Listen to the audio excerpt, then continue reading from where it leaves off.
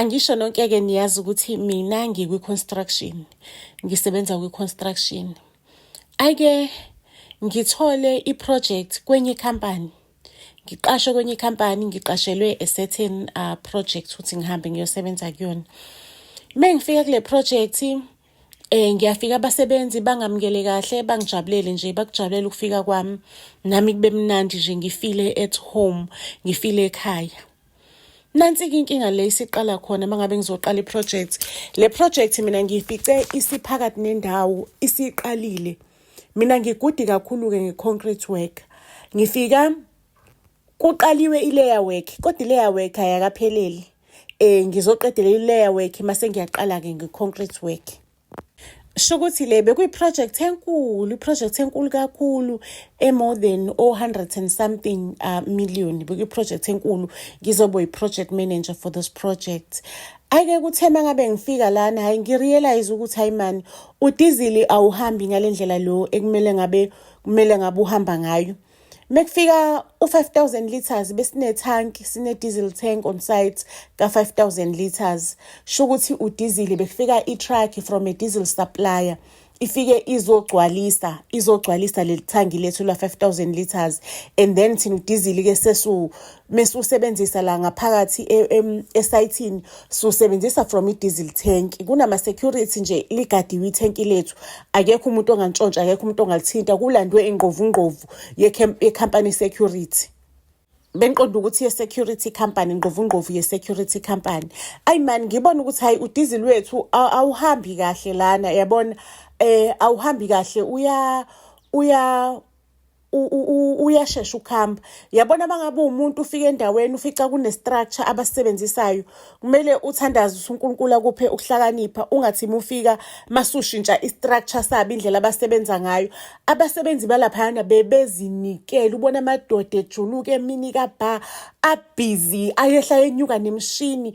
Ngithi angifuni ukubreaka lokuba serious ongaka kwabantu, angifuni ukuphula umoya wabo, angifuni ukulimaza umoya wabo, kodwa udizili awuhambi kahle.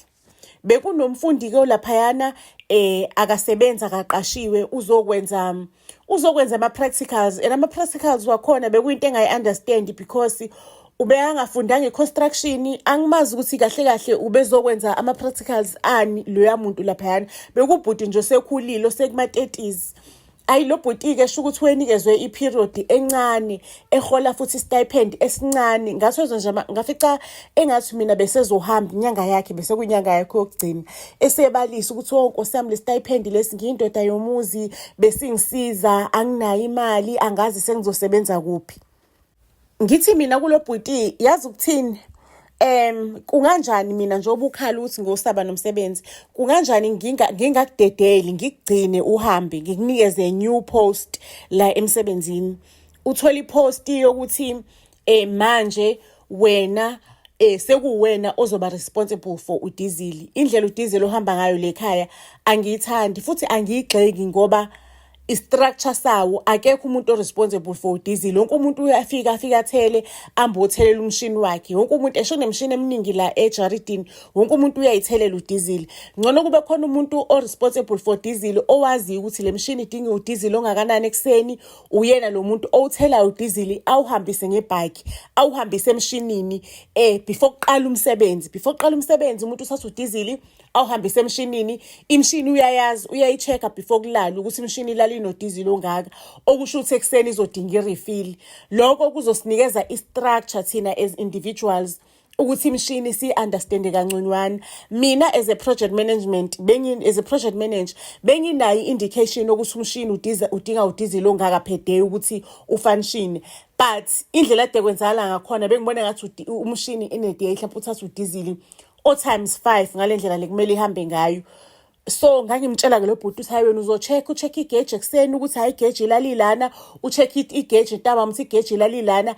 Igauge uyayishutha, ubhala phansi i-report, uyishutha igauge, ufile, unefile yakho manje. Sengiyamfundisa lo bhuti, sengiyamtrainer, ngisho unefile yakho, uyazi ukuthi kusasa ekseni ubuka isithombe, uyakompera nesithombe ukhompera nesithombe ukuthi okay igeji salana amanamba wabhalile igeji sala ngimnikeze ubhuti ifile ngimnikeze iprinter ezoba qondana neyakho uzangahlupheki elokuthi akuprinteki in ngimnikeze idesk lokusebenza ngimnikeze yonke into ngize mnikeze ngisho necabinet yakhe azofaka khona amafile wakhe mase ngithi listen ke amakheka diesel azohlala kumina into ezokwenzakala mengifika mina ekseni wena ngifike ngikunikeza ukhiye ucheck ukuthi yonke into isabalansile yonke into isami ngeorder mekushayiswa ukhiye ubuyisela kumina ngigoduke nawo ake lo bhuti ke ajabule inkosi yami ukuthi usezoba nomsebenzi yabona ajabule nje uthe inkosi yami ingane zami bese ngiworried ukuthi isimo ngale madlana encane ade ngithole stipend isimo ngesaba bhedi kakhulu ekhaya sesizoba ngcono ngimtshela ukuthi ayikhululeka manje uzothola isalary njengomuntu osebenzayo you no longer an intern you are fully hired yabo up until the end of the project but ke it will be based on your performance ukwi-probation manje for 3 months if uyakwazi ukwenza ngale ndlela and then i-probation yakho manje siya unlifter usuqashiwe ke up until the end of the project was going to be there for a very long time.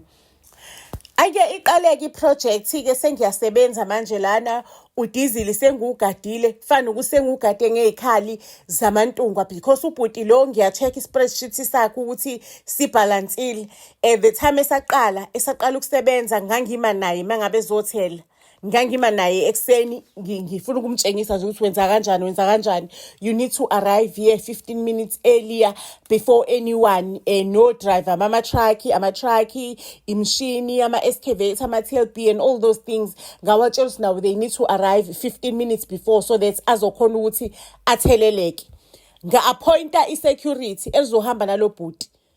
Isite ke bekuyisite enkulu befike kube nama office athe qekelele mase kuba isite konke kubiyelwe ngefence eyodwa.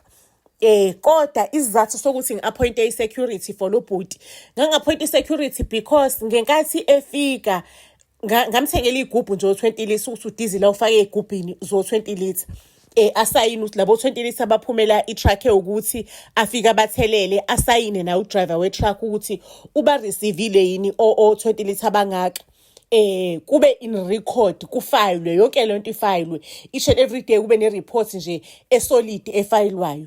Is that sokuthi ngiappoint i-security ezohamba naye it's because the time ehanda over igubhu zika Dizzy to a certain truck or to a certain okay ama-truck ke to be honest wehamba azowathelele ethangini but they were plant kwakune plant enjengama crane ama-excavate ihamba ngama-chains those plant they are not allowed ukuthi ba-travel i-distance ende ngalama chain.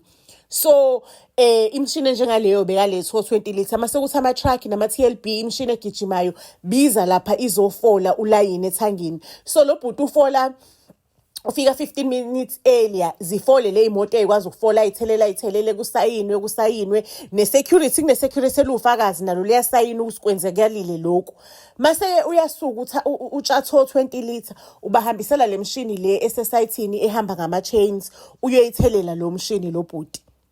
Shukuthi lento nje ivelaneke icaciseke iveze ukuthi umshini ongaka uthatha uDizzy longaka ngosuku umshini ongaka uthatha uDizzy lomngaka ngosuku because igauge iyagejwa ntambama iyacheckwa izithombe ziyashuthwa yonke into iyenzekala. Hayi man eofisini sebeyajabula abasatholanga lo mthwalo omkhulu ukuthi every week ku-order u5000 liters izwa nje u5000 liters ngathiwa kwakuyimali enkulu above 50000 back then above 50000 kuyako kwakuyimali eningi nje u5000 liters kaDizzy u5000 liters kaDizzy. So ikhampani izizwe ngathi kunomthwalo owehlikayo ukuthi hayi man ngathi la eprojectini uDizzy usuwehlikile suspend more kangaka uDizzy ingifonela icompany owner ithi hayi Phumzile ni right lapho esayithini usually bengithenga u5000 liters kaDizzy sengibona akusa-odwa ngingaze ngirelaxe ama expenses engiwaplanele this week because I nekhampani nayo isi-project ukuthi this week isodinga imali engaka for uDizzy wale project ngithi mina no we are fine uDizzy into engiyinotisile lana eofisini la esayithini ubungamonitheki kahle sengumonitha kahle iboss ngithi mina it's fine ngizoza lapho ngizokubonisa so that maybe lento le ingakusiza ukuthi u-understand ukuthi if isite inemishini emingaka izodinga udizili omngaka. Ibhosi ijabuleke ingi-invite for i-meeting, ibize wonke ama-project managers from wonke ama-sites. Ngifike ngindlale kudaba lami, ngiveza i-paperwork, ngiveza ukuthi umshini wawusebenze umsebenzi ongaka ngalolo langa, wawuletha mhlawumbe i-truck iyayidiliva amathala amangaka, amalodi amangaka esayithini, kade ukha umhlabathi ne-distance engaka, mhlawumbe i-property yethu bikuphi, lo mhlabathi ubukhiwa kuphi, like how long was the distance, ngichaze ngitshengise ukuthi shukuthi umshini ukuze usebenze ama-mileage amangaka in a day udinga udizili ongaka. Hhayi-ke ibhosi ijabulile, niyase amabhosi ayathanda ukuseva imali, ithi-ke isizo-implementa this same system to all the projects. Ithathe le report-ke ibhosi, iyawazi-ke amabhosi ukuthi anjani. Igijime nale template-ke manje ikhampani si-create manje-ke i-template yokumonitha udizili. Sekumele manje i-project ne-project kuqashwa abantu abamonitha udizili abazofolowisha the same template. I-report must be delivered weekly. Sekunomuntu sekune-post-ke manje e-ofisini-ke manje, umuntu o-maintainer o-check-a ukuthi lama dizili ahamba accordingly. U-check i-plant on site, i-plant imishini, u-check imishini on site ukuthi mingaki imishini, udizili uhamba kanjani, u-check lama report. Uyayazi-ke inkampani masiba serious ukuthi iba serious kanjani. Sekune-post i-position yomuntu nje ose-dedicated lokho waba specifically wabekelwa lonto la eprojectini. Not eprojectini e-head office. Aqala-ke manje amanye ama-project manager-ke angizonda-ke ukuthi sho ukuthi mina sengiblastise izinto zabo. Nabantu esayithini, mina bengitshela nje ukuthi udizili awumenenjeke esayithini, kanti mina angazi ukuthi esayithini kuyadliwa. Kudla wonke umuntu. I-team yami i-team yami yase-ofisini iyimbumbe, iyi-team eyodwa. Ematshwaleni ngama-Saturdays iyaphaka. Hayi baqala-ke manje abantu abasakwazi ukuphaka ematshwaleni, ngisho phela sebene-status ne-standard abafike naso la ematshwaleni. Baqala abantu abasakwazi ukuphaka ematshwaleni, sesiya-drop i-status, siya-drop i-standard. Sekuyindawo indaba edumile emphakathini, umphakathi usuyazi wonke, ngisho project within i-community. Isiyazi kwafika u-project manager omusha uPhumzile watswinywa kaswani, watswinya yonke into, wavala yonke into uPhumzile. Okay, this is based on my true story. This is based on my reality, something that happened to me. Sekuyakhulunywa-ke, sekuyindaba exoxwayo emphakathini.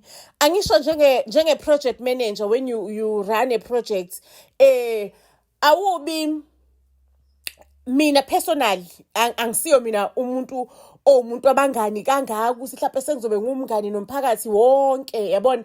But uhlezi uba ney'mpimpi zakho, abantu abayisondeza kuwena bakuncinze ngey'ndaba, bafuna ukukuncinzela iy'ndaba nje.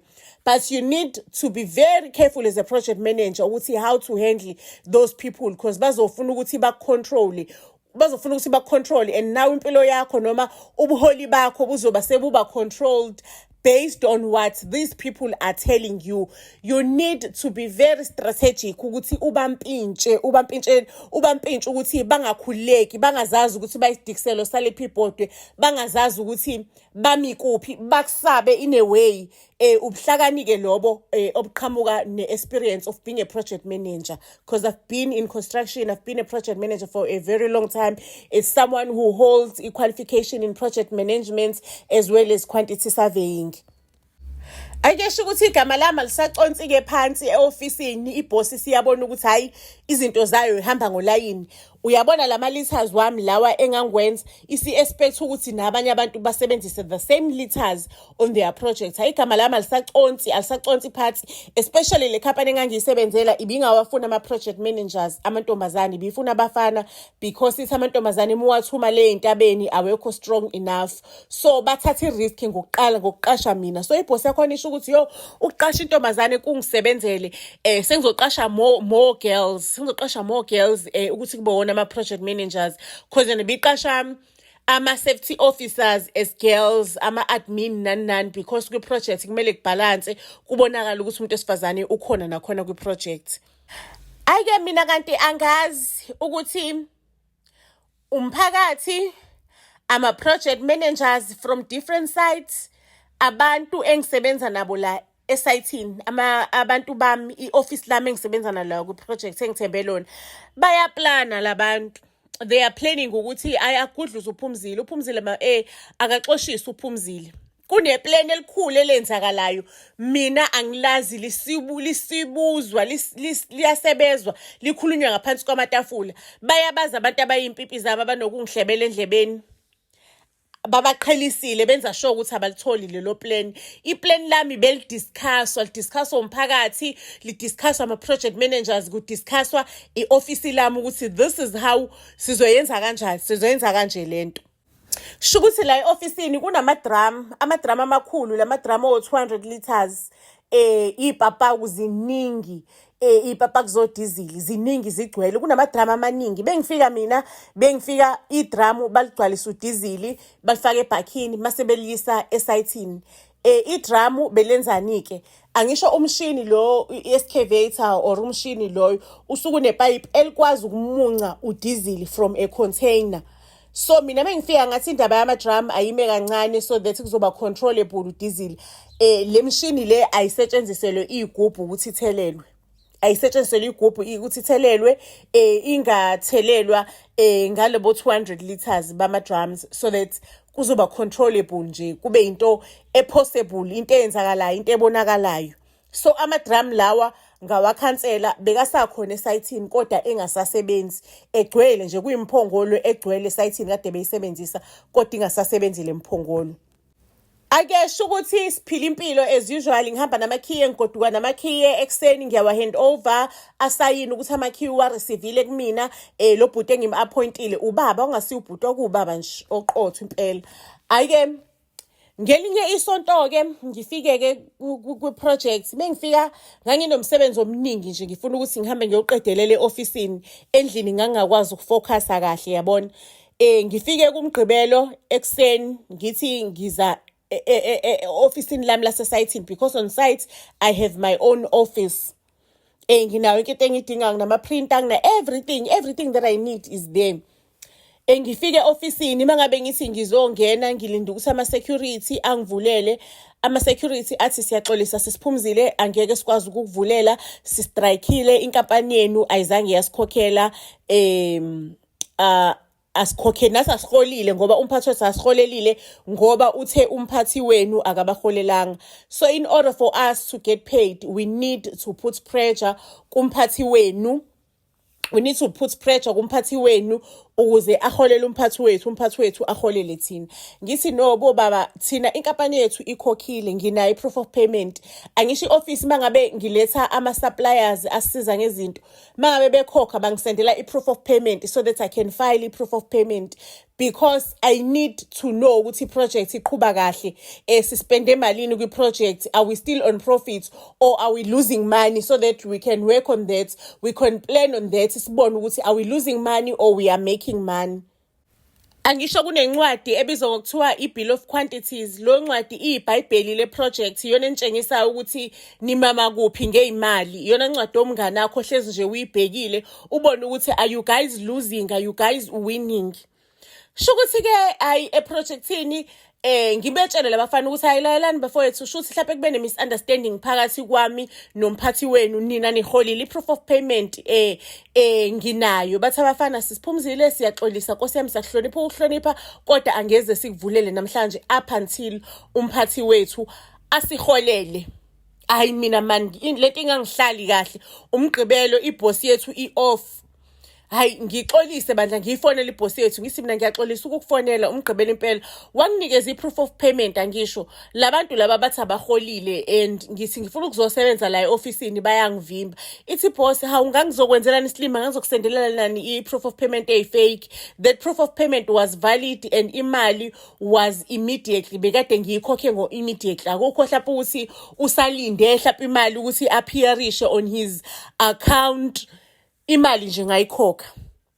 Ngigoduke-ke ngizama ukufonela umnikazi wama-security company, angalibamba ucingo ngalo sikhathi, abuyele kumina sekulate. Ngimtshele ngithi mina kunenkingana lana, ama-security akho astrikile esayithini, ngithe ngithi ngiyafika ngizosebenza umgqibelo, ama-security akho athi wona astrikile, wena waholelile, athi lo mnikazi we-security company, hhayi mhlawumpe kube ne-misunderstanding ekhona, othi ngikhulume nawo ama-security, ngiwafonele mase ngiyabuyela kuwena. Ngithi mina ngicela bandla ulungise iy'ndaba zakho ngoMsombuluko, sifuna ukuthi thina sifike emsebenzini sizosebenza, yonke into isiyilungile. Umphathi wama-security mefonela ama-security aphike aze alale ngezisu phansi. Ama-security ephika athi uPhumzile udlulile nje, wathi yena uyayilunguzela usigonke kusa-right nesayithini. Asiphiki ukuthi ufikile la, ufikile wathi hayi yena uyayilunguzela konke kusahamba kahle neprojectini yakhe. Hawu sathi thina hayi mphathi, hayi mlungu, konke kusahamba kahle. Wayidlulela futhi wahamba, futhi bekabukeke umuntu oshayile, kuwumuntu odakiwe, kuwumuntu ophuzile. Ikhampani le yama-security sho ukuthi umphathi wakhona, ngisho uyazi ukuthi mina ngiyabakhokhela, i-relationship between mina naye kumele ibe good. Afike athi kumina angabe sakhuluma le story eshiwo ama-security, asho ukuthi Phumzile ngiyaxolisa ngekuphinde kwenzele okwenzakalile, kube i-misunderstanding. Ngithi mina manje ngizokwazi ngani ukuthi ngoMsombuluko lo misunderstanding angeke izibe khona. Athi lo mphathi wama-security, listen, you know what, ngizothumela umuntu wami lapho from our office ekuyena o-check ama-sites o-inspect ama-sites. Uzofika ngoba nina ningena u-7, uzofika yena ngo-6 to make sure ukuthi yonke into ihamba kahle, noma uzofika ngo-6 azokwenza sure ukuthi ama-security ugadile yonke into, you are satisfied. Ngithi mina-ke umthumela umuntu wakho, ngizogculiseka ngaloko because I'm not happy about what happened today.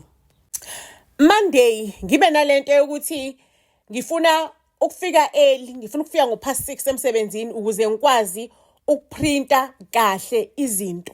Ngifuna ukufika ngo-6:30 and ngikhona ngizokwazi ukuprinta izinto zami ngoMsombuluko zibe ngolayini, izinto ekumele ngabe ngayiprinta over the weekend. Hayi ngifike ngo-6:30 ngizoprinta lezi zinto, mase ngithi ngifuna futhi nokugibela, ngifuna ukugibela phezulu, ngifuna uCrane ungiphakamise ungise phezulu, sasenza ibridge elikhulu elenza lihamba imoto. Ngifuna uCrane ungigibelise ngiye phezulu ebridgeini, ngifuna ukuyo-inspector nje ngibuke before ngilungise umsebenzi wami. Ayikubhuti weCrane ngimfonele ngisho ukuthi ngicela ufike la esayithini ngo-6:30 sengizofika, ngisendleleni yami, ngamfonela ngi-15 minutes away. Ayike ubhuti wabantu afike ngempela, ngifike mina sengilindile kuqala, wengeve ehlonipha badlela wabhuti waCrane, wengeve ehlonipha. Ngifike mina usengilinde kuqala, usengilinde egate-ini. Ayi mangabe ngifika akasho lutho kulama security, uyayixoxela nje nama security, wehlala vele within the premises. Mengifika ema-security-ni, hey ama-security ashawo uvalo ukuthi ngafika early more than everyone. Ngibona ama-security etatazela kodwa ngingabi nendaba. Ngibizele le-security elilodwa engili-appointele for diesel cause lona ngena u-6 to 6. Ngithi mina woza ngifuna ukuthi uCrane uthi awuna diesel, ngifuna usayini ukuthi ngikuthelise uCrane uthelele ama-20 litre ufake kuCrane. Udriver wethu webhakhi wengakafiki by the time. Ngidunusise yami ibhakhi kwi-diesel tank, ngifake igubhu, ngithi security alizothelela uCrane, alizothelela igubhu elizoya kuCrane. Ngikhipheka amakhiye okuvula i-diesel tank. Sho ukuthi la makhiye wehamba ewu-3 kwama-spare keys lawa amanye, kodwa kwakuhlala kumina wonke amakhiye weyisixhanti nje samakhiye awu-3. Ngikhiphe lo khiye, ngithi i-security alingivulele, ngimi phambi kwalo mina uDizili Nkosi yami bengugada ngiqamba ngimi phambi kwalo i-security ukuthi okay njengoba umuntu oDizili engekho ngufakazi ukuthi kwenzakala kanjena, ngizothatha ivideo ukuze mangabe sengingabhalansi izinto angasho ukuthi yena umina engafike ngayivulela ithangi yena engakafiki emsebenzini. Ngivula ikhamera ngishuthe ngithi ngizothatha ivideo of the entire thing ukuthi kwenzakalani ukuze angafike nje angisole anything mangabe ukuthi incwadi zakhe ayisabhalansi. Ayi mangabe ngithi ngiyavula mabethi security liyavula lithi sisiphumzile alivuleki ukey awuvuleki. Ngithi ayiqhala la wena wazi lutho, ngithi othi ngivule lo key uhlezi uvula every day, why usuhlulo ukey uyindoda wena? Ayibo nami mangabe ngithi ngiyavula ukey awuvuleki, ngithi ngiyabheka la phansi esayithini kunamasondo amaningi engasikade ngingena izimoto eziningi kumasondo. hayibo into ezothiwa-ke lena athi lo muntu ade ethatha igubhu athi yazi nalaphana esitorumu ngifica amadramu engekho amadramu adizili igubhu. Mina ngathi ngicela thatha igubhu eziningi yena wabuya nezigubhu ezincane athi isizathu sokuthi ngithatha igubhu ezincane ngifica igubhu zingekho igubhu zikadizili bekhona lezi eziwu-2. Mina the time lo muntu washo wathi mina azikho igubhu awekho amadramu khona igubhu eziwu-2 ngathi it's fine sizohamba ngazo sibuye ngazo mhlampe umuntu lo kade udizili mhlampe uyikhiyele somewhere ngisho ama-storeroom maningi eprojectini mhlawumbe ukhiyele in one of the storerooms angisho uyena omanage udizili yena omanage into zakhe it's fine mangabe sefikile uzosigcwalisela sobuya kabili nje sithathe o-20 litre abawu-2 sibuye futhi kawu-2 senzele ukuthi umuntu akwazi ukuthi ungisa phezulu uzofika amgcwalisele kahle umuntu ophatha udizili. Hayi kuqaleke manje ngizwa igubhu ngemva kwendlu ziyaphoswa kuphosa igubhu kuphosa amadramu ngibona amadramu ayaqenqeleza ezalanga kumina ake ngibone ukuthi ikhona inkinga ekhona sho njengoba kugcwela iy'moto zamathayi lana udizili untshontshiwe labantu abantshontsha udizili bafike bashintsha ingidi sengibuza security kwenze njani kwakukhona nina yini enangivimbela la sho ukuthi isitori sikhona la udizili untshontshiwe yini na i-security-ke lingwangwaze ngithi mina udizili untshontshiwe na ngibiza amaphoyisa-ke manje you guys are being arrested. Hey athi lama security ngisho ngiwafonele-ke mangabe nine-project menifike endaweni no-customer number 1 kwi-SAPS ninikezwa inamba ya-station command mekunenkinga amaphoyisa aqala ngani kuqala amaphoyisa ayikho lento ukuthi menine-project amaphoyisa walinda ama-hour ayeza immediately ngithi ake bafo niyahamba-ke manje nejele ziyakhala-ke manje isikhathi siyasondela seshawa 7 abasebenzi bami abasezi abafika abasebenzi bami kufika ama-general worker but laba be-team lami angibaboni because bona bafika ngo-quarter to 7 bathandazise benza into zabo ze-safety bagcwalisa ama-paperwork kufakwe odizili kube busy angibaboni. I-security elikhulume kudaba ngiyalirekhoda-ke manje ngiyalividoraza likhuluma ukuthi kwenzahaleni ake ngithathe le video ngiyisendele kwakhona umuntu-ke wase-ofisini lethu omelene oqondene ney'ndaba nothi safety office oqondene ney'ndaba ze-safety ze-theft nani yabona emaprojectini ngimfonele-ke lo muntu-ke uyayithanda iy'ndaba akekho umuntu othanda iy'ndaba njengaloya muntu kodwa phela wenza ijob yakhe wagijima wapininiza wafika lapho within 15 minutes ukuthi kanjani namangazi kodwa wafika lapha within 15 minutes.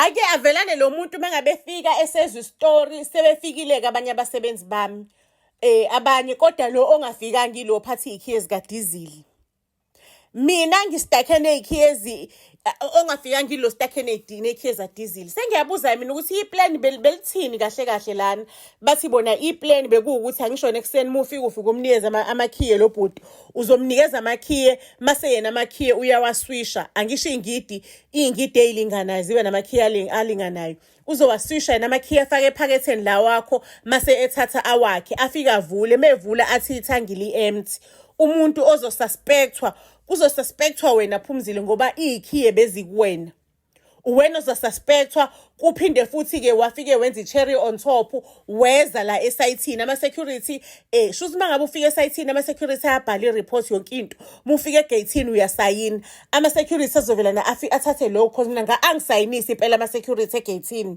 kodwa angisayinisa kodwa angangenisa kwase kuthiwa nje ngavela nengagcwalisa incwadi ngoba ama-security oyothatha lo signature athi uPhumzile wafika la zonke le y'tori zokuthi samstrikela amanga thina siyazi lonto leyo.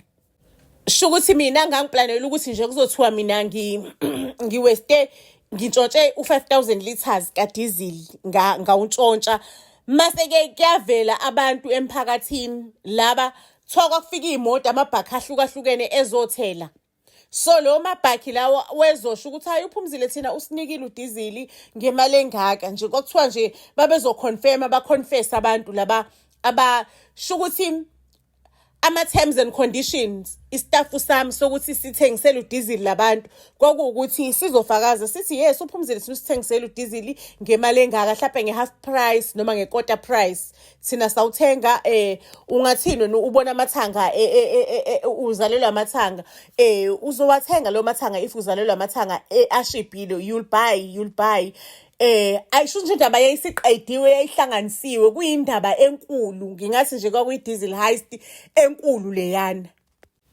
Ake ngempela-ke amaphoyisa akaboshwe, sorry sithi amaphoyisa aboshwe, amaphoyisa abizwe ngempela nestafu sami ekutholakala ukuthi si-involved because i-security laselikhiphe zonke iy'ndaba before istafu sami sifika. Sho ukuthi istafu sami sasesivumelene ukuthi icala bazolilahla ngalona lo ongafikanga e-ofisini, lo kaDizile kuyena omanage uDizile. Istafu, the reason why singafikanga safolelana sonke savumelana ukuthi icala sizoliphika lona vele akamane nje engabe savele emsebenzini indaba yakhe iphelile ngoba vele kuzoxoshwa yena kuqala. Kodwa mangabe siyistafu sonke ngeke baxoshe istafu sonke. Besides umnikazi wekhampani bekade upastor. Le staff lesi esisebenza lana iy'ngane zabazalwane babazalwane abakhonza esontweni lika lo pastor. So nje istaff sathi lona akathathe ifoli sona sizobona ukuthi simisa kanjani, akathathe ifoli for everyone. Angazi ukuthi babemthembiseni kodwa nje sathi akathathe ifoli for everyone. Ngoba bona babazalwane basenkonzweni ngeke bakholakale but yena umuntu nje waqashwa kuzokholakala. Ake lo sisi lo bhekelene nezinto ze-theft, amaphoyisa abizwe yena. Ayabantu sengibona abantu nkosami sebekhulumula iy'ntambo zamabhuzu sebecela kune-treatment engiyidlayo ngicela ukuyolanda i-treatment ekhaya. Athi lo sisi uzo-escortwa amaphoyisa ukuyolanda lo treatment oyidlayo. Sekuyinto eshubile-ke sekuyaboshwa kuboshwa nestafu sami-ke zonke muntu zingeniswe ebhakini. Sengibuza lo sisi mhlawumbe ngabe indlela e-right le esenza ngayo ukuthi sibabophise kanjeni, ngabe indlela e-right le esiyenzayo ukuthi sibabophise kanjeni.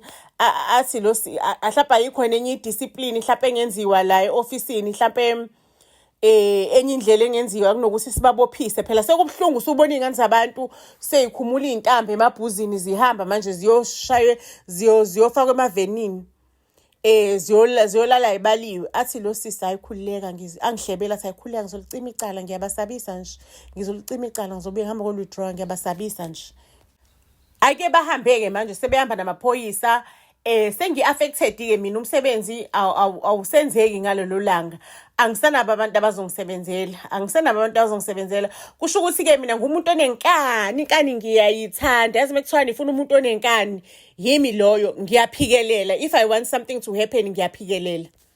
Bize labantu bama-tracking ngisho ukuthi namhlanje-ke bakwethu sizosebenza kahle. Bekade nginomunye umlungu ngeke ngisalisho igama lakhe ukuze obekade eyiforeman yami, yabo, eyiforeman yami. Ngisho ukuthi umlungu yena wengasi part of this, yabo.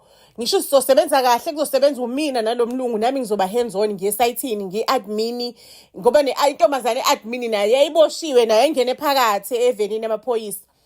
Ngoba mina ngizoba yi-admin ngizobhalisa yonke lento le sizosebenzisana nalo mlungu. Ngicela ukuthi nje sizame ukuthi yonke into ibe smooth, sisebenze as usual. Umsebenzi sonke siyawazi, akekho umuntu ongawazi umsebenzi. Singakhohlwa ukuthi mangabe kuwukuthi ufika namalodi enhlabathi njengoba i-tallyman, sho ukuthi i-tallyman ilo muntu opakisa lamalodi enhlabathi, ungene ebhakini uboshiwe wena uyazi ukuthi amalodi athululwa kuphi.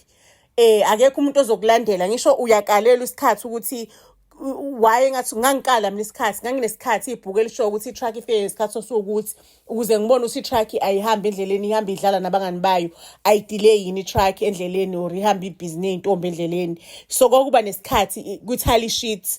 Ngithi isikhathi niyasazi according to i-tally sheet ukuthi from the borrow pit to the site nithatha isikhathi esingaka.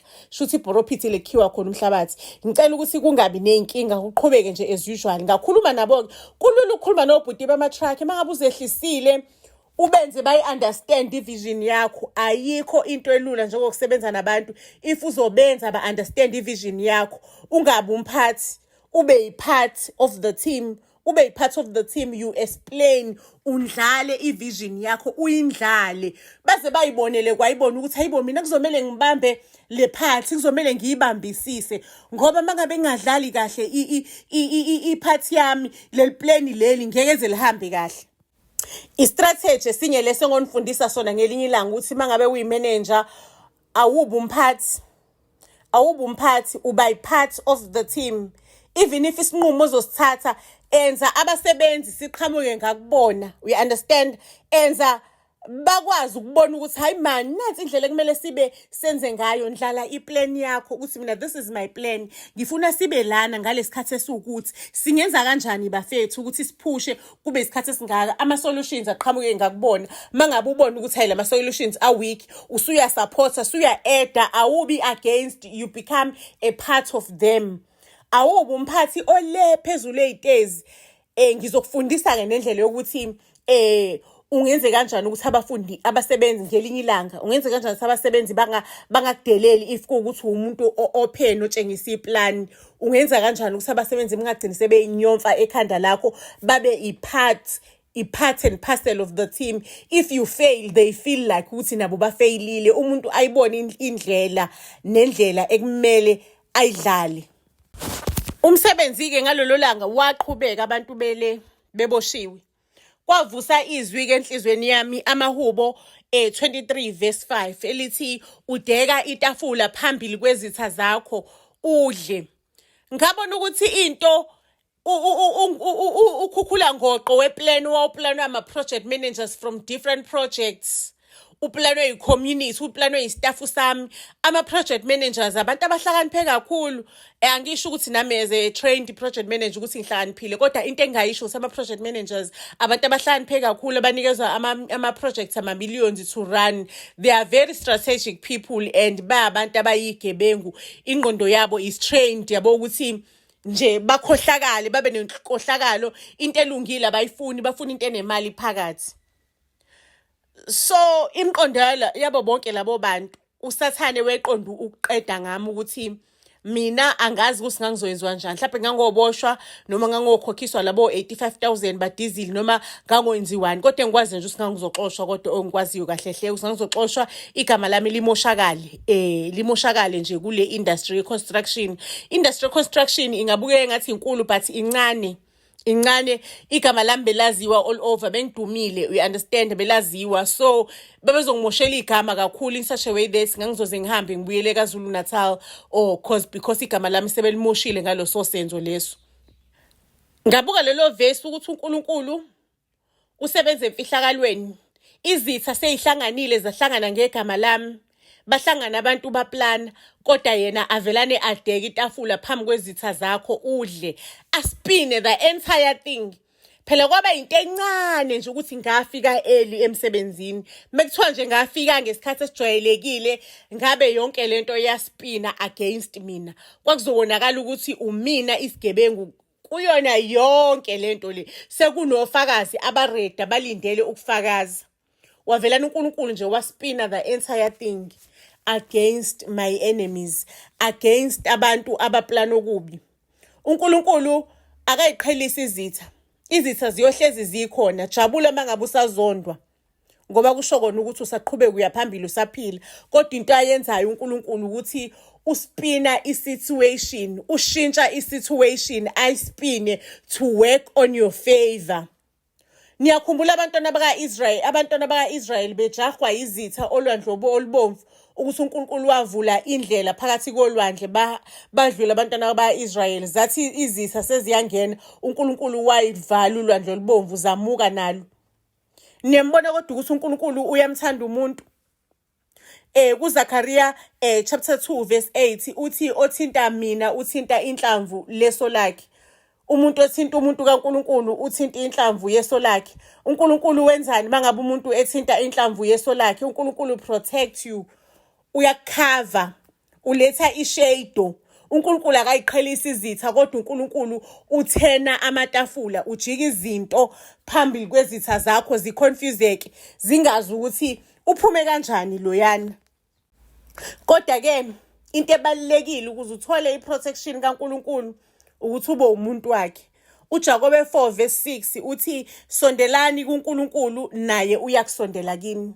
Isikhathi lesi sokuthi umuntu ayisondeze kuNkulunkulu, asondeze impilo yakhe kuNkulunkulu, ahlale ebukhoneni bukaNkulunkulu ukuze izinto ezibekelwe yena, i-protection uNkulunkulu ambekele yona ibe activated, because sihlala esikhathini esinzima.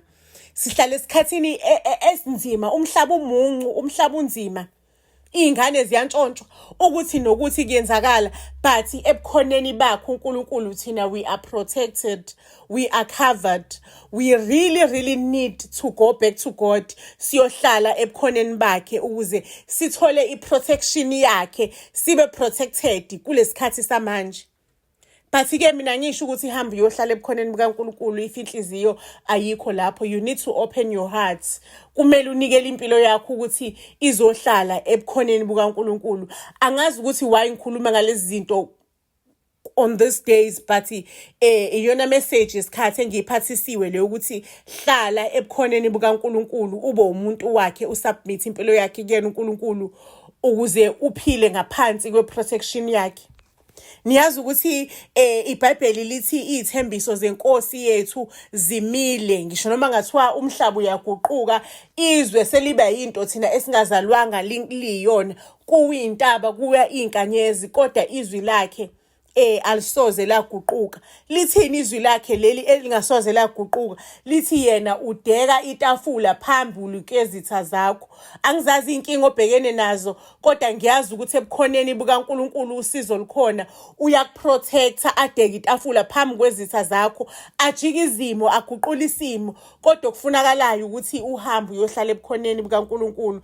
Konke lokhu akwenzeki mangabe ungahlalanga ebukhoneni bukaNkulunkulu.